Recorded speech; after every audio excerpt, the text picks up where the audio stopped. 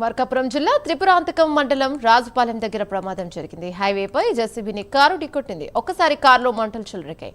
Car పూర్తిగా దగ్ధమైంది. హైవేపై వాహనాలు రాకపోకలు నిలిచిపోయాయి. దీంతో ప్రయాణికులు భయాందోళనకు గురయ్యారు.